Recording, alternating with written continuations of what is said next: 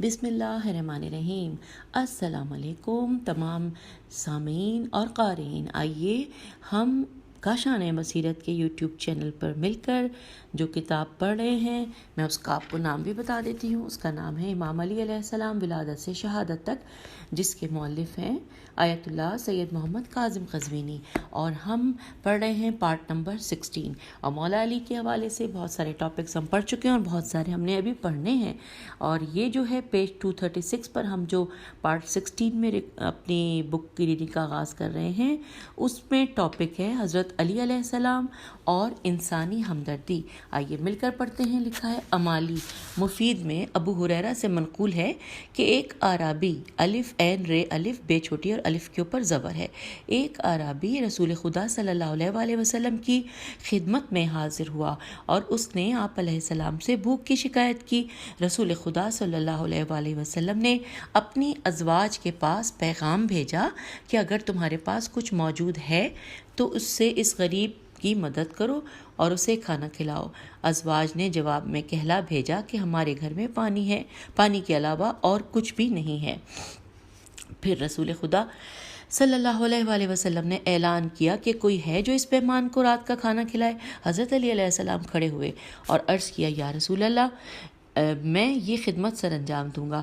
پھر آپ علیہ السلام اپنے گھر میں تشریف لائے اور اپنی زوجہ سے پوچھا کہ آج رات کے کھانے کے لیے آپ کے پاس کیا چیز رکھی ہے؟ تو جناب سیدہ سلام اللہ علیہا نے عرض کیا، ہمارے گھر میں بچی کی خوراک موجود ہے، اس کے علاوہ ہمارے پاس کچھ بھی نہیں۔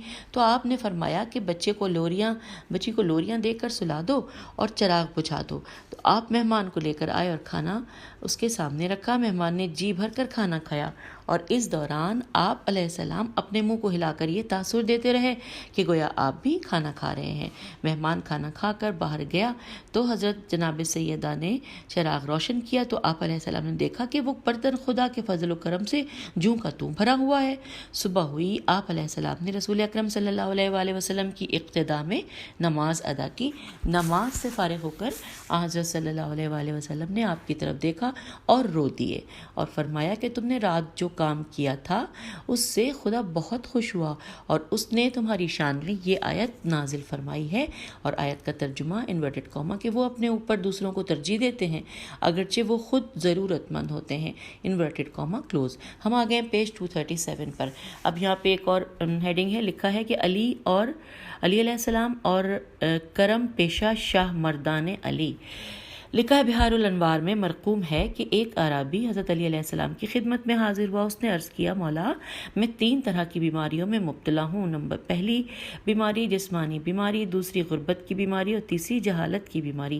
امیر المومنین علی علیہ السلام نے اسے جواب دیا کہ جسمانی بیماری کے لیے کسی طبیب کے پاس جاؤ، جہالت کا مرض دور کرنا چاہتے ہو تو عالم کے پاس جاؤ، اور اگر غربت و افلاس کا مرض دور کرنا چاہتے ہو تو پھر کسی کریم اور سخی کے پاس جاؤ۔ اعرابی نے کہا، میرے عالم بھی آپ ہیں، میرے لیے کریم اور سخی بھی آپ ہیں، اور میرے لیے طبیب بھی آپ ہی ہیں۔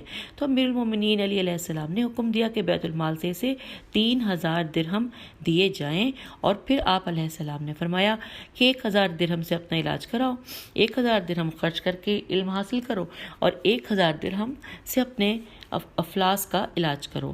ایک اعرابی نے آپ سے سوال کیا کہ آپ علیہ السلام نے بیت المال کے خازن سے فرمایا کہ اسے 1000 دے دو۔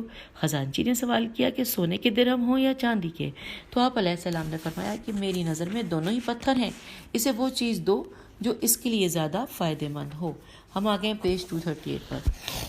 یہاں لکھا ہے کہ ابن زبیر نے آپ علیہ السلام سے کہا کہ میں نے اپنے والد کا بہی کھاتا چیک کیا، اس نے آپ علیہ السلام سے 80,000 درہم کا قرض لینا تھا۔ تو آپ علیہ السلام نے فرمایا کہ تیرا والد سچا تھا، لہٰذا تمہیں 80,000 درہم دیے جاتے ہیں۔ آپ علیہ السلام نے مطلوبہ رقم اس کے حوالے کر دی۔ دوسرے دن وہ پھر آیا اور کہا کہ معذرت چاہتا ہوں، مجھے مغالطہ ہوا، دراصل میرا والد اتنی رقم کے لیے آپ کا مقروض تھا۔ تو آپ علیہ السلام نے فرمایا کہ میں نے وہ رقم تیرے والد کے لیے حلال کی ہے اور جو کچھ تو نے مجھ سے وصول کیا ہے وہ تیری ملکیت ہے۔ تو حضرت امام نیکسٹ پیراگراف میں لکھا ہے کہ حضرت امام جعفر صادق علیہ السلام نے فرمایا کہ امیر المومنین نے اپنی محنت سے 1000 غلام خرید کر آزاد کر دیے تھے۔ آپ علیہ السلام نے اتنے غلام خرید کیے کہ جن کا شمار نہیں کیا جا سکتا۔ ایک مرتبہ آپ علیہ السلام ایک بوری میں کوئی چیز لے کر جا رہے تھے۔ راستے میں کسی نے کہا کہ یہ کیا ہے؟ تو آپ نے فرمایا کہ اس میں کھجور کی 1,00,000 گٹھلیاں ہیں، میں انہیں کاشت کروں گا اور خدا کے حکم سے کھجوروں کا باغ پیدا ہوگا۔ آپ علیہ السلام نے گٹھلیاں لگائیں اور ان میں سے کوئی گٹھلی خراب ثابت نہ ہوئی، یوں ایک لہلہاتا ہوا باغ وجود میں آیا۔ آپ علیہ السلام نے وہ باغ راہ خدا میں وقف کیا۔ اسی طرح سے آپ علیہ السلام نے خیبر اور وادی القریٰ میں بھی باغات وقف کیے تھے۔ اس کے علاوہ آپ نے چشمہ، ابو نیزر اور بغی سبخہ، یہ تھوڑا سا مشکل ہے، اور ارباح، پھر ہے اگلا، یہ سب کوما کے ساتھ ہیں، پھر ارینا، راغ، رے عین زال، پھر ہے رزین، رے زے یہ نون، اور پھر لکھا ہے کہ اور رباح، رے بے الف ہے کی جائیدادیں بھی وقف فرمائی تھیں۔ آپ علیہ السلام نے یمبا، یہ نون بے عین، یمبا میں پانی کا کنواں کھدوایا تھا اور اسے عازمین حج کے لیے وقف کیا تھا، اور وہ آج بھی باقی ہے۔ اس کے علاوہ آپ علیہ السلام نے مکہ اور کوفے کے راستے میں بہت سے کنویں کھدوائے تھے۔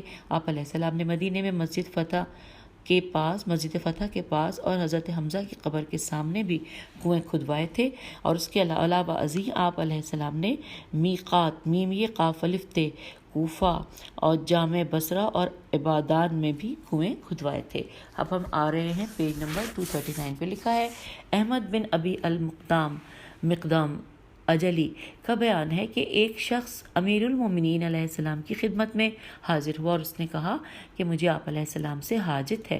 آپ نے فرمایا تم خوددار انسان ہو، سوال کرتے ہوئے ہچکچا رہے ہو، لہٰذا اپنی حاجت زمین پر لکھ دو۔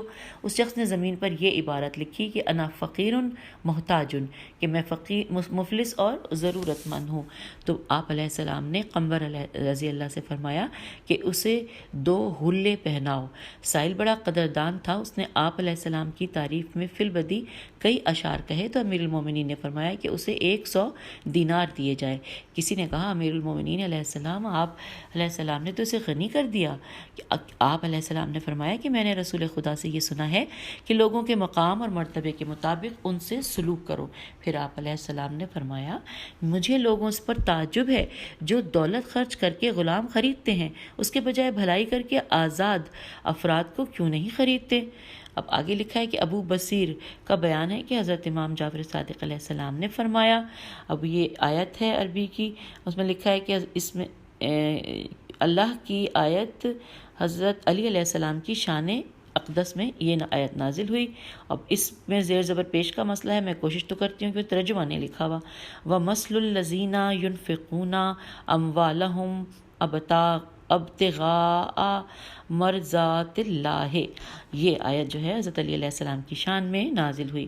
اب آگے لکھا ہے اگلے پیراگراف میں کہ ایوب بن عطیہ خدا کا بیان ہے، ایوب بن عطیہ حضا، یہ نقطہ ایسے لگ رہا ہے جیسے خدا میں نے غلط پڑھا، ایوب بن عطیہ حضا ہے زے الف کا بیان ہے کہ رسول اکرم صلی اللہ علیہ وآلہ وسلم نے فے بڑی ہے اور اس پہ زبر ہے، مقام کا نام ہے، فے کو تقسیم کیا، حضرت علی علیہ السلام کو اس میں سے کچھ زمین عطا فرمائی، وہ زمین یمبا میں تھی، یہ نون بے عین۔ حضرت علی علیہ السلام نے اس میں کنواں کھودا، اس میں اونٹ کی گردن کی طرح سے پانی برآمد ہوا، پھر آپ علیہ السلام نے اسے وقف کر دیا اور فرمایا کہ اس کی پیداوار سے حجاج بیت اللہ اور مسافروں کی ضروریات پوری کی جائیں، اسے نہ تو فروخت کیا جائے اور نہ ہی اس میں وراثت جاری ہوگی۔ جس نے اسے فروخت کیا یا اس پر ذاتی تصرف جمایا تو اس پر اللہ، ملائکہ اور تمام انسانوں کی لعنت ہوگی، خدا اس سے کوئی معاوضہ قبول نہیں کرے گا۔ ہم آگئے پیج 40 پہ، لکھا ہے ابن ابی الحدید شرح نہج البلاغہ میں لکھتے ہیں جہاں تک سخاوت و کرم کا تعلق ہے تو حضرت علیہ السلام کی ذات اس صفت میں بے مثال دکھائی دیتی ہے۔ آپ علیہ السلام خالی پیٹ روزے رکھتے تھے اور افطار کا سامان ضرورت مندوں کو عطا کر دیتے تھے۔ اور یہ جو آیت ہے میں پھر پڑھنے کی ہمت جسارت کر رہی ہوں، وَيُطْعِمُونَ الطَّعَامَ عَلَىٰ حُبِّهِ مِسْكِينًا وَيَتِيمًا وَأَسِيرًا کی آیت میں آپ علیہ السلام کی سخاوت کو بیان کیا گیا ہے۔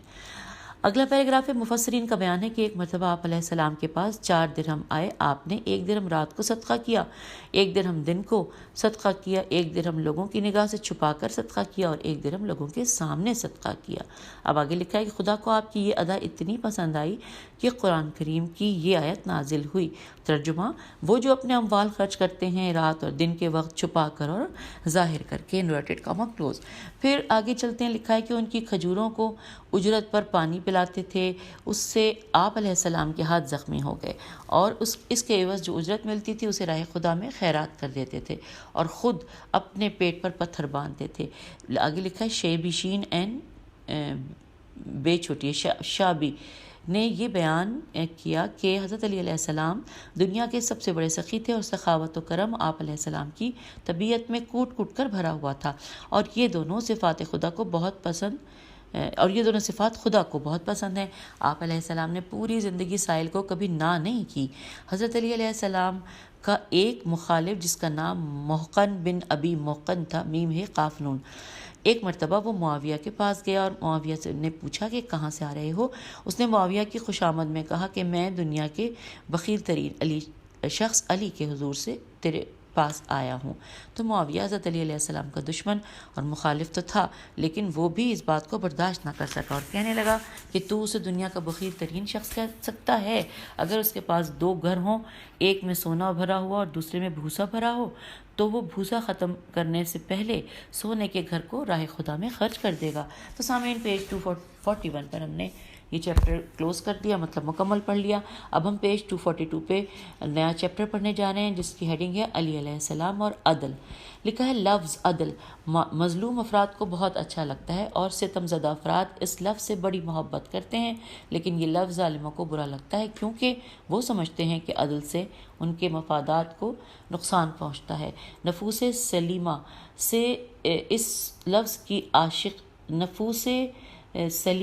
اس لفظ کی عاشق ہیں اور حکومت کی بنیاد عدل پر ہے اور نظام اجتماع اور اس کا اعتدال عدل پر ہی گردش کرتا ہے.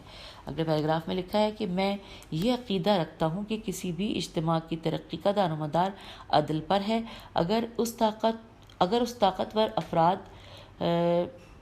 افراد بھیڑیوں کی طرح سے کمزور افراد کو چیر پھاڑ کرتے ہوئے دکھائی دیتے ہیں. دوبارہ پڑھتی ہوں. اگر آج طاقتور افراد بھیڑیوں کی طرح سے کمزور افراد کو چیر پھاڑ کرتے ہوئے دکھائی دیتے ہیں تو اس کی وجہ یہ ہے کہ معاشرے میں عدل کا فقدان ہے. متکبر طبقہ عدل کا مخالف ہے اور تاریخ اور وجدان اس کے شاہد ہیں. اس بحث کے لیے مجھے زیادہ دلائل دینے کی کوئی ضرورت نہیں. آئیے اب اگلا پیراگراف پڑھتے ہیں.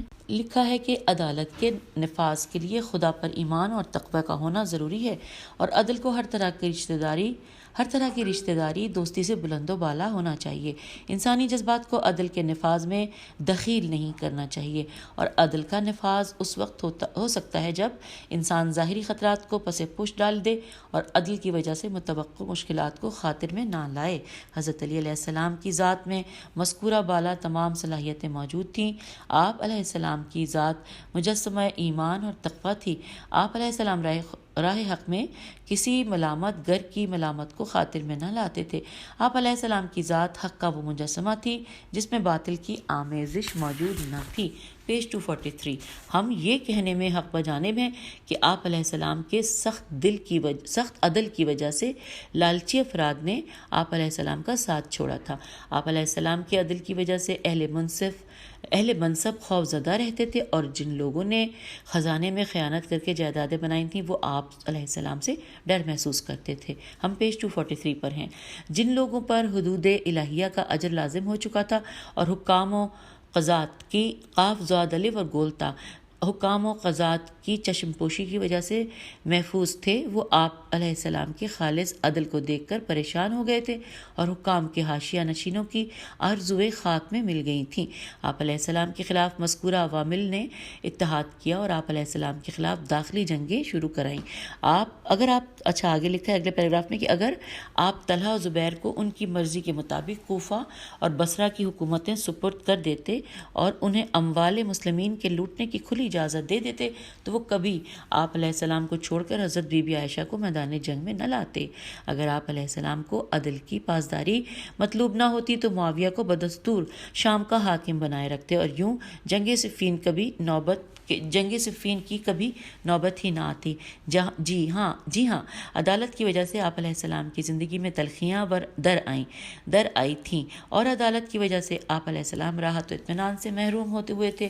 قیام عدل کی وجہ سے آپ علیہ السلام پر مصائب کے پہاڑ ٹوٹے۔ اب اگلا پیراگراف ہے کہ آج صحیح یعنی صحیح کی میں بتاؤں کہ سواد ہے یہ صحیح یعنی تاریخی کتابوں کا ذکر کہ آج صحیح تاریخ آپ علیہ السلام کی اس فضیلت کا کھلے دل سے اعتراف کرتی ہے اور آپ علیہ السلام کو سلام عقیدت پیش کرتی ہے۔ البتہ کچھ سیاست مدار مورخین نے یہ لکھا ہے کہ علی علیہ السلام ہر جگہ سیاست پر عدالت کو مقدم رکھتے تھے، جبکہ حالات کا تقاضا یہ تھا کہ آپ علیہ السلام سیاست کو عدالت پر مقدم رکھتے تھے۔ دوبارہ پڑھتی ہوں، البتہ کچھ سیاستدان مورخین نے یہ لکھا ہے کہ علی علیہ السلام ہر جگہ سیاست پر عدالت کو مقدم رکھتے تھے، جبکہ حالات کا تقاضا یہ تھا کہ آپ علیہ السلام سیاست کو عدالت پر مقدم رکھتے تھے، لیکن حضرت علی علیہ السلام نے اس سیاست کو اٹھا کر دیوار پر مارا جو دین کے تقاضوں سے مزاحم تھی۔ اب اگلا پیراگراف پڑھتے ہیں۔ لکھا ہے کہ آپ علیہ السلام پیغمبر اکرم صلی اللہ علیہ وآلہ وسلم کے پہلے تے لام میم زے تھے۔ تے لام میم زے، مجھے اس کی ہجے صحیح نہیں ہے، تلمز ہے یا تلمز کہوں۔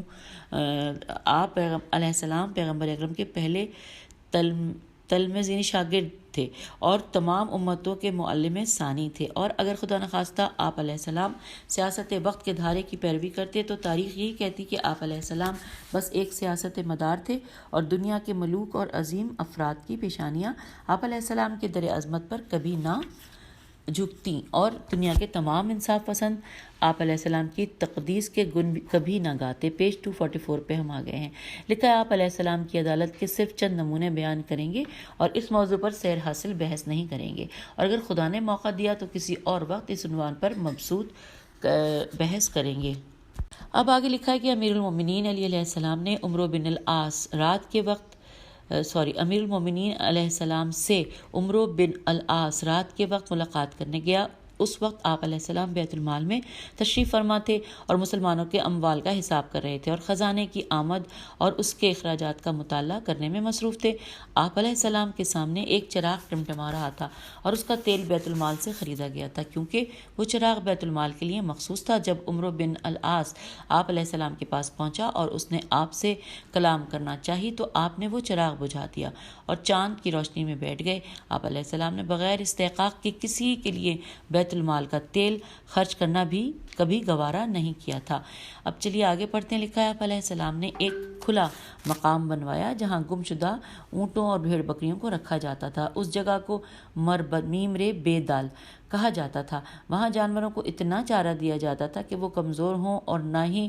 نہ تو وہ کمزور ہوں اور نہ ہی زیادہ فربا ہوں۔ مالک آ کر اپنے جانور کی نشانی بتاتا تو جانور اس کے حوالے کیا جاتا تھا، اگر کوئی مالک نہ بتاتا تو وہ اسی پھاٹک میں رہتے۔ آپ علیہ السلام کے اس اقدام سے معلوم ہوتا ہے کہ آپ کو جانوروں کی بھی فکر تھی اور بیت المال کی بھی فکر تھی۔ اب آگے پڑھتے ہیں۔ لکھا ہے الکافی میں حضرت امام جعفر صادق علیہ السلام سے منقول ہے کہ امیر المومنین علی علیہ السلام نے کوفے سے ایک شخص کو عامل زکوٰۃ بنا کر روانہ کیا اور اسے نصیحت کرتے ہوئے فرمایا کہ بندے خدا چلے جاؤ، میں تمہیں وحدہ لا شریک کے خدا کا تقوی اختیار کرنے کی نصیحت کرتا ہوں اور تمہیں ہدایت کرتا ہوں کہ اپنی آخرت پر اپنی دنیا کو ترجیح نہ دینا، اور جس چیز کا تجھے امین بنایا گیا ہے اس چیز کی حفاظت کرنا اور خدا کے حق کی پوری نگہداشت کرنا، اور اس حالت میں ان لوگوں کے گاؤں میں داخل نہ ہونا اور پورے سکون و وقار کے ساتھ ان لوگوں کے پاس جا کر انہیں سلام کرنا، اور پھر یہ کہنا، اب جو کہنا ہے یہ ہم پڑھ رہے ہیں پیج 245 پہ، اور پھر یہ کہنا انورٹڈ کاما کہ اے بندگان خدا کے نمائندے نے مجھے تم لوگوں کے پاس بھیجا ہے تاکہ میں تمہارے اموال میں سے اللہ کا حق حاصل کروں۔ کیا تم میں سے کوئی ایسا ہے جس کے ذمے خدا کا حق بنتا ہو؟ پھر اگلے پیراگراف میں لکھا ہے کہ جو کہے کہ مجھ پر کوئی حق واجب نہیں ہے تو اسے چھوڑ دینا، اور اگر کوئی شخص ہاں کہے تو اس کے ساتھ اس کے مویشیوں کے باڑے کی طرف چل چل پڑنا اور اسے ڈرانے دھمکانے سے پرہیز کرنا۔ یاد رکھو اس کی اجازت کے بغیر اس کے اموال میں داخل نہ ہونا، اور کیونکہ اموال کے بڑے حصے کا وہ خود ہی مالک ہے، اس سے کہنا کہ اجازت ہو تو میں آپ کے اموال میں داخل ہو جاؤں۔ جب تمہیں داخل ہونے کی اجازت ملے تو پھر کسی متکبر کے مانند داخل نہ ہونا، بلکہ مال کے 2 حصے کرنا اور اسے ایک حصے کے چناؤ کا اختیار دینا۔ وہ جو بھی حصہ چنے اس پر اعتراض نہ کرنا، پھر جو حصہ تمہارے پاس ہو اس کے دوبارہ 2 حصے بنانا اور اس چناؤ کا اختیار دینا، اور اسے چناؤ کا اختیار دینا، پھر اسی طرح سے 2 حصے بناتے رہنا، پھر جب آخر میں خدا کا حق باقی رہ جائے تو اسے وصول کر لینا۔ اور جب اموال جمع کر لو تو کسی خیر خواہ اور امین شخص کو اس کی حفاظت پر مقرر کرنا، اور جب وہ اموال ہمارے پاس بھیجو تو اموال لانے والے شخص کو یہ نصیحت کرو کہ وہ ناقے کے بچے کو ماں کا دودھ پینے سے نہ روکے اور سواری کی وجہ سے اسے تھکانے سے پرہیز کرے، باری باری اونٹنیوں پر سوار ہوتا رہے اور ہر وقت ایک ہی اونٹنی پر سوار نہ ہو، اور گھاس پھوس کی سرزمین سے ہٹا کر بنجر زمینوں سے نہ لے جائے، اور دوران سفر جہاں پانی کا گھاٹ ہو جانوروں کو وہاں لے جائے اور انہیں پانی پلائے، اور یوں انہیں نہ تھکائے اور لاغر کیے بغیر صحیح سالم اور تندرست حالت میں ہمارے پاس لے آئے۔ اب آگے لکھا ہے کہ پھر ہم اب کتاب و سنت کے مطابق مستحقین میں انہیں تقسیم کریں گے۔ پھر لکھا ہے کہ یہ طرز عمل تیرے اجر کی عظمت کا ذریعہ اور تیری ہدایت کا قریب ترین وسیلہ ثابت ہوگا۔ اس طرح سے اللہ تعالیٰ تیرے اور تیرے بھیجنے والے کی محنت اور اخلاص پر نظر کرم فرمائے گا۔ ہم آگئے ہیں پیج 246 پر، لکھا ہے نبی اکرم صلی اللہ علیہ وآلہ وسلم کا فرمان ہے انورٹڈ کاما کہ وہ سرکاری نمائندہ جو محنت اور خیر خواہی سے عمل کرے اور اپنے امام علیہ السلام کا خیر خواہ ہو تو ایسا شخص رفیق اعلیٰ میں ہمارے ساتھ ہوگا، انورٹڈ کاما کلوز۔ اب آگے لکھا ہے کہ یہ بیان کرنے کے بعد حضرت امام جعفر صادق علیہ السلام رونے لگے اور فرمایا کہ خدا کی قسم، خدا کی ہر حرمت پامال کی جا چکی ہے، اور جہاں میں کتاب و سنت کو معطل اور جہان میں کتاب اور سنت کو معطل کیا جا چکا ہے، اور جب سے امیر المومنین علیہ السلام کی رحلت ہوئی ہے اس کے بعد آج کے دن تک خدا کی حدود پر عمل درآمد نہیں کیا گیا اور کسی حق پر عمل نہیں کیا گیا۔ اگلا پیراگراف ہے کہ پھر آپ علیہ السلام نے فرمایا شب و روز کا یہ سلسلہ یوں ہی جاری رہے گا، آخرکار اس حالت کو تبدیل کرے گا اور مردوں کو زندہ کرے گا اور زندوں کو مار دے گا اور حق کو اس کے حقدار کے حوالے کرے گا اور اپنے اس دین کو قائم کرے گا جسے اس نے اپنے اور اپنے نبی صلی اللہ علیہ وآلہ وسلم کے لیے پسند کیا ہے۔ تمہیں بشارت ہو، پھر تمہیں بشارت ہو، اور پھر تمہیں بشارت ہو۔ یہ بات انہوں نے 3 دفعہ کہی ہے، اور پھر لکھا ہے کہ خدا کی قسم حق صرف تمہارے ہی ہاتھوں میں ہے۔ اب آگے اگلے پیراگراف میں لکھا ہے کہ بہار میں مروی ہے کہ حضرت علی علیہ السلام کی شہادت کے بعد سودا بنت عمارہ ہمدانیہ کو مجبور ہو کر معاویہ کے پاس جانا پڑا۔ معاویہ نے اسے ملامت کی کہ اس نے جنگ صفین میں لوگوں کو معاویہ کے خلاف بھڑکایا تھا۔ آخرکار طویل گفتگو کے بعد معاویہ نے پوچھا تم کیا چاہتی ہو؟ ہمدانیہ نے جواب دیا کہ خدا قیامت کے دن تم سے ہمارے معاملات کے متعلق پوچھے گا اور تجھ پر خدا نے ہمارے جو حقوق فرض کیے ہیں ان کی پامالی کے متعلق بھی ضرور تیرا محاسبہ کرے گا۔ تیری طرف سے ہم پر ایسے حکام مسلط کیے جاتے ہیں جو ہمیں یوں کاٹتے ہیں جیسا کہ پکی ہوئی فصل کاٹی جاتی ہے اور ہمیں یوں روندتے ہیں جیسے کہ ہرمل کو روندا جاتا ہے۔ تیرے حکام ہم پر سختیاں کرتے ہیں اور مظالم کے پہاڑ توڑتے ہیں۔ اگر اطاعت مقصود نہ ہوتی تو ہم مقابلہ کرتے، اب اگر تو اپنے حاکم کو ہم سے معذور کر دے تو ہم تیرا شکریہ ادا کریں گے ورنہ تیرا انکار کریں گے۔ ہم آ گئے ہیں پیج 247 پر، یہاں لکھا ہے کہ معاویہ نے کہا کہ کیا تو اپنے قبیلے کی قوت کی مجھے دھمکی دیتی ہے؟ میں چاہتا ہوں کہ تجھے ترش رو اونٹ پر قید کر کے اپنے اسی علاقائی حاکم کے پاس بھیجوں اور وہ جو چاہے تمہارے متعلق فیصلہ کرے۔ اب آگے لکھا ہے سودا نے کچھ وقت کے لیے سر جھکایا، پھر اس نے یہ اشعار پڑھے۔ اشعار کا ترجمہ انورٹڈ کاما کہ خدا کی رحمت ہو اس روح پر جو قبر میں مدفون ہو چکی ہے اور اس کے ساتھ عدل بھی دفن ہو گیا ہے۔ وہ حق کا حلیف تھا، اس نے حق کے علاوہ کسی کا حلیف بننا پسند نہیں کیا تھا، وہ حق اور ایمان کا مجسمہ تھا، انورٹڈ کاما کلوز۔ پھر لکھا ہے معاویہ نے کہا کہ اس سے تمہاری مراد کون ہے؟ تو سودا نے کہا کہ اس سے میری مراد امیر المومنین علی علیہ السلام ابن ابی طالب ہیں۔ میں ایک مرتبہ ان کے پاس ان کے عامل زکوٰۃ کی شکایت لے کر گئی تھی انہوں نے لے کر گئی تھی کیونکہ اس نے ہم پر زیادتی کی تھی۔ جب میں ان کی خدمت میں پہنچی تو وہ نماز میں مصروف تھے۔ نماز سے فارغ ہو کر میری طرف متوجہ ہوئے اور مجھ سے میری حاجت دریافت کی۔ میں نے ان کے سامنے ان کے عامل کی زیادتی کی شکایت کی۔ یہ سن کر وہ رونے لگے اور انہوں نے ہاتھ بلند کر کے بارگاہ خداوندی میں عرض کیا، پروردگار تو میرا اور ان کا گواہ ہے، میں نے اپنے نمائندوں کو ظلم کرنے کا حکم نہیں دیا۔ Inverted comma close. اس کے بعد انہوں نے ایک کاغذ نکالا اور اس پر یہ تحریر کیا، اور جو تحریر کیا یہ سورہ اعراف کی آیت نمبر 85 تھی، اور ہم پیج 248 پہ آ گئے ہیں، اور جو تحریر کیا آیت اس کا ترجمہ پڑھنے جا رہے ہیں۔ انورٹڈ کاما کہ تمہارے پروردگار کی طرف سے واضح ہدایت تم تک پہنچ چکی ہے، لہٰذا ناپ تول صحیح طریقے سے کرو اور لوگوں کی اشیاء میں کوئی کمی نہ کرو، اور اصلاح کے بعد زمین میں بگاڑ پیدا نہ کرو، یہ تمہارے لیے بہتر ہے اگر تم مومن ہو۔ تو یوں یہ انورٹڈ کاما کلوز ہوا۔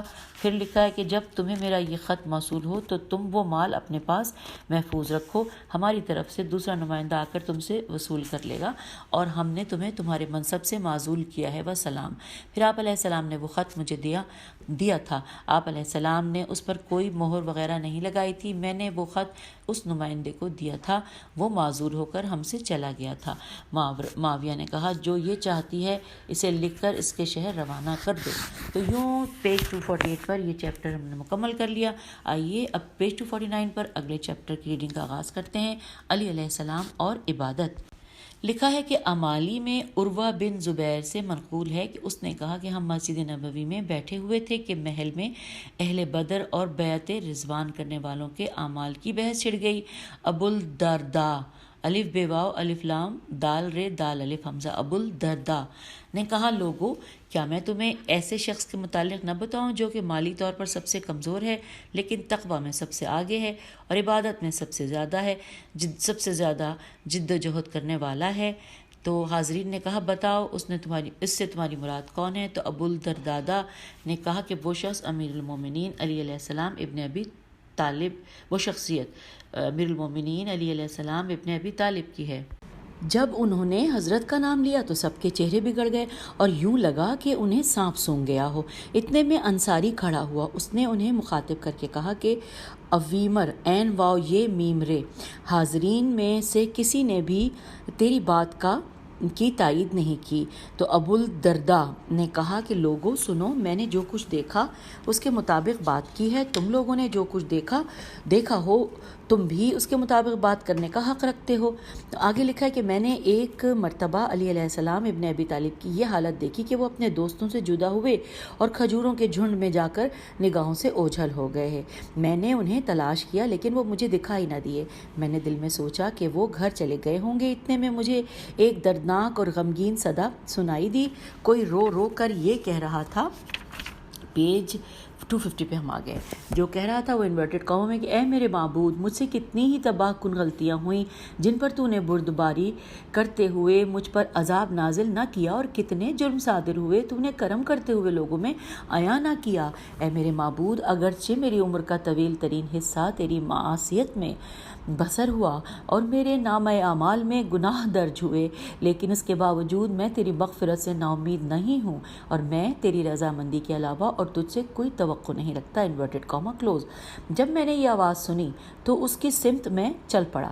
میں نے دیکھا کہ خوف خدا میں نالا کرنے والے علی علیہ السلام ابن ابی طالب تھے۔